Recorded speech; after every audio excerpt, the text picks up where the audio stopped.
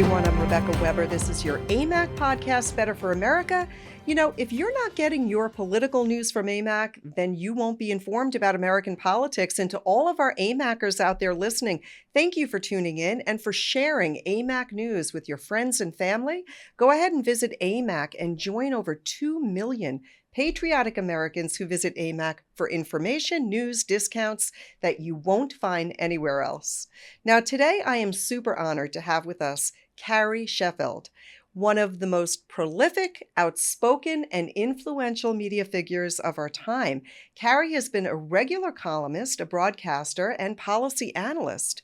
Now, many will recognize her as a voice for women, for freedom, and for our Constitution. She is a senior policy analyst at the Independent Women's Forum, IWF, and is often ahead of the news and explains it in ways that AMAC members will really appreciate.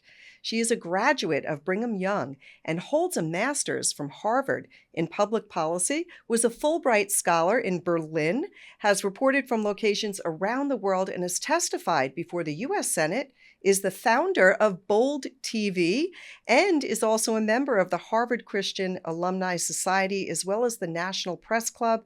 She has accumulated so many awards for insight, analysis, and leadership. She's really a top-shelf conservative. Carrie Sheffield, welcome to the show. I'm thrilled to have you here with us. You are so kind. Thank you so much for having me, and congratulations on what you're building. Amazing institution. Oh, wonderful, Carrie. Thank you so much. Boy, there's so much significant news that's coming at us, and it's really accelerating, it seems. We see from big Supreme Court decisions to the economy, the border, crime, and international tensions. But I do want to start with a personal question. Being that you are a senior policy analyst at the Independent Women's Forum, IWF, I would like to first ask you about IWF because it is a great conservative American nonprofit organization. Share with us what their mission is and why you have chosen really to work and stand with a company that expresses such passion and really strong, powerful views. Well, Rebecca, thank you so much. I appreciate that question. And yes, I as a conservative, I always want to go where the strongest need is. You know, I'm a Star Wars fan. I like to joke, there's balance in the Force. And the balance in particular of reaching women has swung so far to the left. And I just see a deep, deep need to reach women in particular. And, some people say, well, Carrie, you're just doing identity politics. You're just, you're doing like the libs, like you're pandering to women. And to me, I'm like, no, actually, this is democracy. And to me, it actually has more to do with messaging and marketing and just being able to reach people. So just looking at it from a business lens, if 2/3 of, whatever percentage leans to the left and won't buy your Coke versus Pepsi, you got to change your marketing. And that's not about being identity. It's about how you resonate with people, because the product is not the problem. Conservative ideas are incredible and empowering for women. We just need to, have ways that these stories are told and resonate with women. And so that's what I do, as you went through all those other things that I've done and do, I have many interests and passions, but working in particular with women, and folks can check out our website. It's iwf.org. That's our 501c3. We also have a 501c4, which is advocacy for specific policies. That's the Independent Women's Voice. That's iwv.org. We welcome men as well. But our mission is that we believe that all issues are women's issues. We don't believe that women should be pigeonholed, that there are only, a couple issues that define women. Women are multifaceted. We're Renaissance women. And so we advocate for issues that range from foreign policy to education freedom to economic freedom, the whole gamut. I love it. I really do. And staying on this topic, we were on your website, iwf.org, and I saw this petition, which we'll share up here on the screen for anybody viewing. And this petition is demanding a safe and secure border, specifying that I'll quote this: "For our national security, it is imperative that we prevent a worsening public health crisis for citizens and migrants alike." So I want to ask you in a nutshell, can you help us really see what is the biggest threat regarding this issue of our southern border? And when we consider the fumbling leadership from the Biden administration, how do you think our nation can really take the reins and get back on track as national security continues to really be a growing concern? Yeah, absolutely. And thanks for mentioning that petition. It's the Secure Our Borders petition. And we created that during the height of the COVID crisis because we saw the height of hypocrisy from the Biden White House because they were demanding that US citizens, whether we're flying or we're going to a restaurant or a church or any pretty much any place, the Biden administration wanted mandates for testing and vaccine passports and things like that, but they weren't doing it at our own southern border. They were not requiring the screening of these illegal immigrants coming up to see if they had COVID. And then in some cases, they were reportedly putting these illegal immigrants on buses and airplanes and spreading them throughout the country, but without any sort of screening. And look, we understand that America is a nation of immigrants, but it has to do with legal immigration. And a lot of my ancestors came over on Ellis Island, or from Europe, but Ellis Island was a place where people were screened for their health. So that is just the most basic fundamental foundation for physical safety that a president should be fulfilling. And so, but it goes beyond just the COVID screenings. This also has to do with the opioid crisis. I've written about this for Newsmax magazine and elsewhere, that the crisis we have of opioid addiction in this country is reaching record proportions. We had 100,000 people die from opioid addiction last year.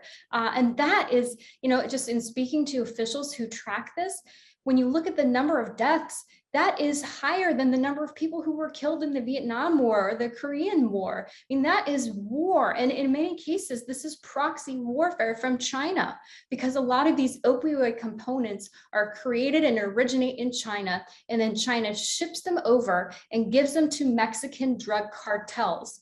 And the cartels are proxy for the Communist Party of China, the CCP, and then they assemble it and then they ship it up through our southern border. And it is heinous. And the fact that, look, I support, making sure that the Ukrainian border is protected and pushing back against Russian aggression, but we have to do that to our own border. That is America first.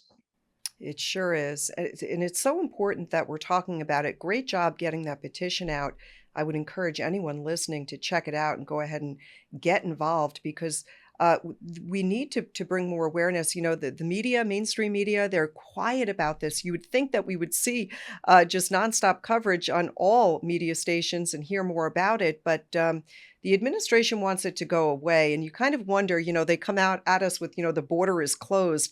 AMAC members recognize that's not the truth. And then you've got everything you've mentioned, from people dying from opioid, deaths, the way that drugs are just laced with fentanyl, killing innocent people that don't realize what they're doing or getting into, not to mention the human trafficking, people that are dying.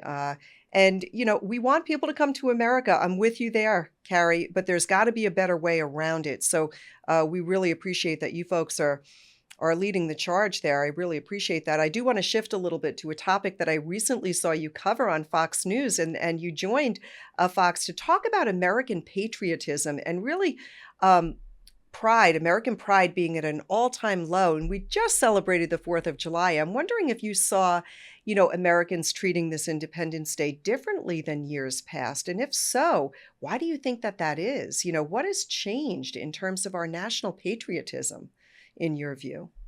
Well, we saw that NPR, for example, which does take some tax money, broke its very long-standing tradition on July 4th of reading aloud the Declaration of Independence. And they said, we're not going to do that this time because we disagree with these Supreme Court rulings, and we feel that democracy is under attack, and we feel that it would just be hypocritical to read this document because we're not really independent. And that's an example in seeing how so many celebrities took to July 4th to bash America. And that's really sad, and I say to them, go live anywhere else. I mean, as you mentioned in my intro, I've reported and I've lived internationally. I went to every continent before I turned 30. I turned 30 in Australia. I even went to Antarctica right before then. So I've been to every continent. And every time I go abroad, I realize how grateful I am to be an American and the freedoms we have and what we did, not only in World War One, but in World War II. And the Korean War and the Vietnam Wars, those were fought to prevent the spread of communism.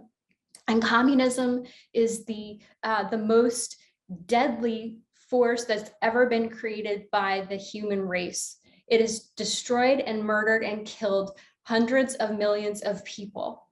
And our Americans sacrificed their lives to stop the spread of communism. And so for people in the United States who are sadly falling prey to Marxist ideology, they don't understand not only America's place in the world, but also understanding the threats that America is facing from within.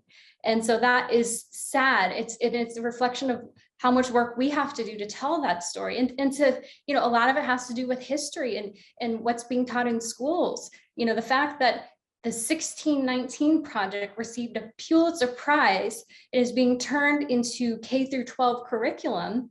That is a wake-up call to all of us. The 1619 Project is historical garbage. It's fiction. It's a lie that says that the United States was founded in 1619, which is when the first slave boat arrived in South Carolina on US shores, and that our founding was created to preserve the institution of slavery. And that's completely ahistorical, It's not false. factual. Yeah. But it's getting traction. And we have to push back and we have to fight back and we have to tell the story of who America is. And look, we don't lie about our past. We tell the truth about our past. We had slavery in this country and that's evil. Slavery is evil. But the fact of the matter is we had a civil war where hundreds of thousands of predominantly white men gave their lives to end slavery. And there's no other country in the world where that actually happened, where hundreds of thousands of white men gave their lives to free Black people. That has not happened anywhere else in the world. And that is exceptional. And we have to tell that story. Again, we don't varnish, we tell the truth of the evils of Jim Crow and slavery and suppression of Native Americans. I'm about 4% Native American. I have the DNA proof, unlike Elizabeth Warren. But we have historical family records and county records in Utah. My ancestor, one of them, was taken slave by another Native American tribe and sold to the white people for a quilt. So I have slave Native American ancestry, and slavery was the default of the world. Slavery was practiced everywhere, not just in the West, but it was the West that actually took the lead to abolish slavery. It was the United States, again, who fought this war that has not been seen anywhere else. And there is no other country in the world that is majority white that has elected a Black president. Has not happened. We did that here. We broke that racial barrier here. And those are the stories that we need to tell. We need to tell the truth. But see, what's happening, it seems, is the left wants to rewind, and go back in time and put us in a place and ignore so much of what America has done in order to correct our ways so that we could live up to the idea that our founding fathers really laid out, and to turn our backs against figures like Abraham Lincoln and Martin Luther King, and to create, build momentum around critical race theory, which is so dangerous for our children because we're dividing our children. Now we're doing it based on the color of their skin and forcing young children who should be learning, mathematics and history, real history, are now being told to sort of, in a sense, worship your feelings in a sense, or you were born this way, you were born underprivileged, or you were born as a victim, or you were born as an aggressor or an oppressor. And we know that that's not true.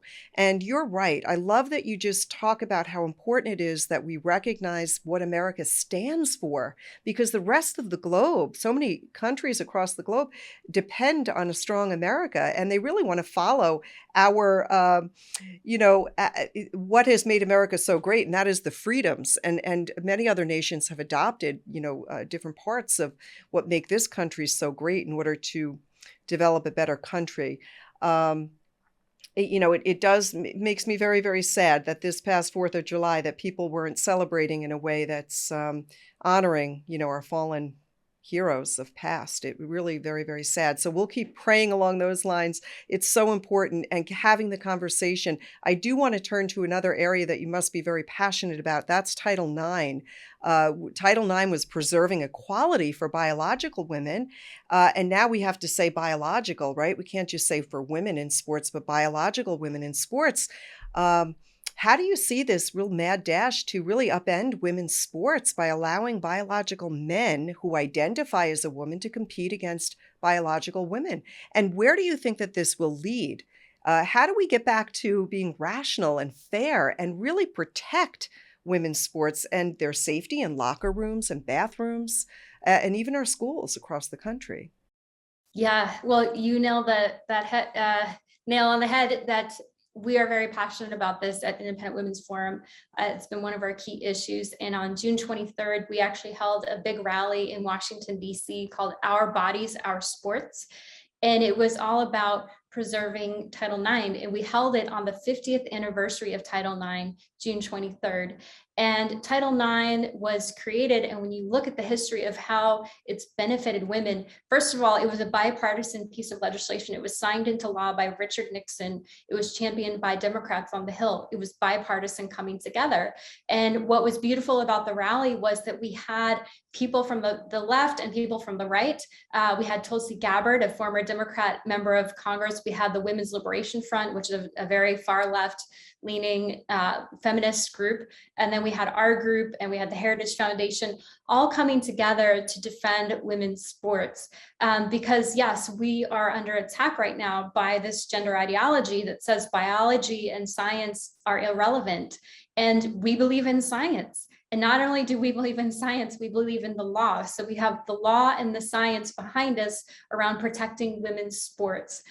Because biology tells us that even if you have testosterone blockers or hormone suppression therapy, there are immutable characteristics that cannot be changed. Things like your heart chamber, your lung capacity, your bone structure, your bone length, just you have immutable advantages if you're a biological male that can't be changed by these types of treatments. And so that advantage puts women's sports at a risk. It puts things like scholarships and competitive, prize money, and even just the sense of competition and fairness and a level playing field that is fundamental to the United States experiment and who we are and our founding principles. Have we always lived up to those principles? No, but that's Frederick Douglass. I saw a great article about him because he had written for July 4th, the very famous speech, "What is July 4th to the Negro or to the slave?" And saying how, the Declaration of Independence was a hollow document for slaves. But he also said, I don't end this speech on a depressed note. I leave it on a hopeful note, because I know that even though our founders were not perfect, the documents that they outlined and the values and the principles they outlined were for equality. And so that is fundamentally, America has always been marching toward a more perfect union. And by allowing these biological men to upend a level playing field, that's fundamentally against the American way. And the thing is, public opinion is on our side. We've seen poll after poll showing that a vast majority, by typically a 2-to-1 margin at least, Americans say this is wrong, this is not fair, and it needs to stop. And so we've created what's called the Women's Bill of Rights. Our website is womensbillofrights.com, and folks can add your name to that. It's a collection of people who have signed and said this is something that we support. And we've also moved to Capitol Hill. We have, I think we have 16 or so co-sponsors. I should have checked right before, I apologize. But at least 14 to 16 members of the House have signed on as co-sponsors of this resolution, and it defines what a woman is. And even though we're not biologists, we know what a woman is, and we spell it out in the biological realities of what that entails. And we hope, especially heading into November and beyond, that this will continue to gain traction. Oh, wow. Thank you so much for that insight. That's so important. and we're with you. We're with you there. We are very much in support, and our over 2 million members would agree with you. And I talk to young people a lot, and even the younger generation. They're all against this men competing in women's sports. So it seems that it's not really something that you're seeing even the left embrace, or Democrats embrace, or the younger generation embrace, but a very small minority of people with a loud voice that are really fighting for something that the majority are against. It's just such common sense. So I appreciate your insight and your thoughts there. I do have one last question. Because you live and you breathe media and analysis, as you look at the modern media establishment and social media giants, what trajectory do you see? In other words, I think most Americans really recognize that modern media and social media are left-leaning, and they're targeted perhaps, or mocked or blocked, or their speech is canceled if they're coming from the right. Are we going to see a swing back to fairness, do you think, with the public objections to cancel culture and false news stories and leftist narratives? How do you see the future of American media? Do you think that it is sort of forever tilted left, or possibly could it return to greater balance?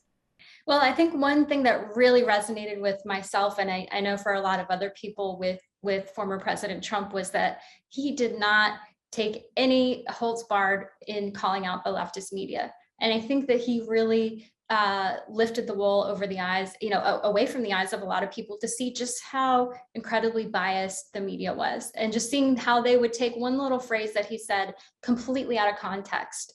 And he also showed the power of the individual to go around these old school gatekeepers and to have your own voice through these platforms like social media.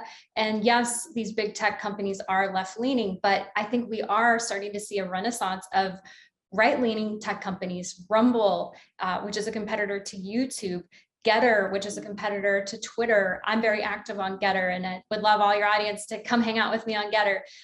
Truth Social, which is President Trump's platform. I recently joined that.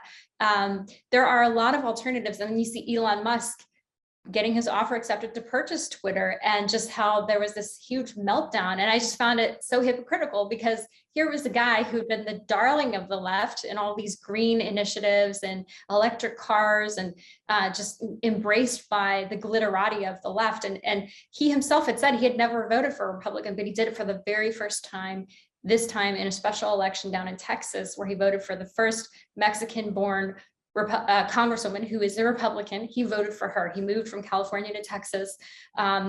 And so, yeah, I think that there is, they say in physics, for every action, there's a counter reaction. And so I think we're starting to see that. And we're starting to see the growth of other media outlets. I worked for John Solomon at justthenews.com. That's been a successful startup.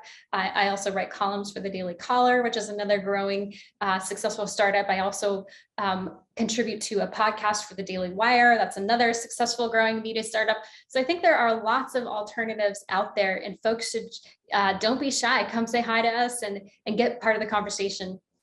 Excellent. Yeah. I do see what you're saying. The pendulum is sort of swinging back, and hopefully it continues to do so. And we're seeing what's happening too at the Supreme Court. They handed down two big decisions in education, and ruled that state assistance given to parents with children in Maine, this was in Maine, that they could use those vouchers, that Maine could not discriminate against those who wanted to send their children to a religiously affiliated school. And then also in that case, Kennedy v. Bremerton School District, they allowed a coach to take a knee and offer a post-game prayer on the field. So, without getting too deep into those decisions, those are the kinds of things I think that the American people are saying, oh, this is good. This feels right. This is common sense. This is who America is. And we hope to see more of that. Thank you so much. I've just really enjoyed your conversation. I would love to have you come back with us again. We just appreciate your time here with us. Thank you. I'd love to come back. And thank you for all you do. Yeah. Well, thank you, because you have such a strong voice and a very clear voice. And I just appreciate your insights and your perspective on all of these issues. I think we need more voices with your kind of courage, Carrie. And I think I'm now going to remember you more by calling you the Renaissance woman because you have such an amazing background. And I just love that. You said Renaissance earlier, and that's right. And I love that you're lifting up women and supporting women. We definitely need more of that here. So good luck to you and all that you're doing. And we hope to have you back in the future. Thank you so much. And to all of you out there listening, thank you so much, especially our AMAC members. Thanks for tuning in. And if you haven't downloaded the AMAC News app, you can watch and listen to this show and track all kinds of breaking news right there through the AMAC News app. Please make sure to hit that subscribe button, like, follow, and share wherever you are on social media. Until next time, I'm Rebecca Weber. This is your podcast, Better for America. Have a great day, everyone. We'll see you next time. Bye-bye. You're listening to the Better for America podcast, presented by Amac, the Association of Mature American Citizens. To learn more about Amac and all it has to offer, visit us at www.amac.us.